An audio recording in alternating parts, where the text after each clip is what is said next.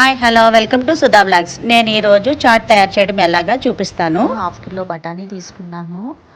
దానికి ఒక బంగాళదుంప పెద్దది, 2 ఉల్లిపాయలు, ఒక పెద్ద సైజు టమోటా, ఒక క్యారెట్, ఒక కప్పు కార్న్ఫ్లేక్స్, ఒక కప్పు గుళ్ళు, ఒక నిమ్మకాయ, ఉప్పు తగినంత, 1 టీ స్పూన్ కారం, 2 టేబుల్ స్పూన్ చాట్ మసాలా, ఒక పావు కప్పు కొత్తిమీర. క్యారెట్, టమోటా, ఉల్లిపాయ, బంగాళదుంప, కొత్తిమీర ఇవన్నీ ముందుగా కట్ చేసి పెట్టుకున్నాను.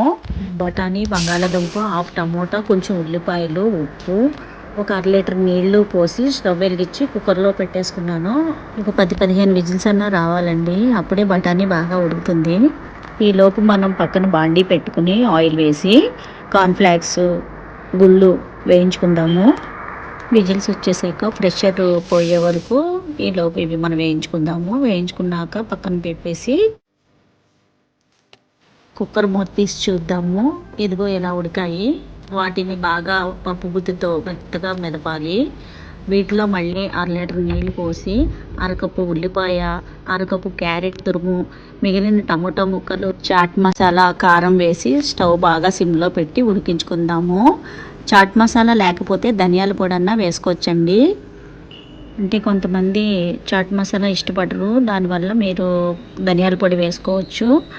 అది కూడా టేస్ట్ ఇలానే ఉంటుంది. వాటర్ పోసాక ఇంత పలుచగా రావాలండి. ఇంత పలుచగా ఉంటేనే మనం వేసినవన్నీ బాగా కుక్ అవుతాయండి. అది దగ్గరికి వచ్చేదాకా మనం సిమ్లో పెట్టి ఉడికించుకుందాము. కుక్కర్ మూత మామూలుగా పెట్టండి, ఏదో లైట్గా విజిల్ వచ్చేలాగా పెట్టద్దు. మన చాట్ రెడీ అయిపోయింది. ఇక చాట్ సర్వ్ చేసుకుందాము.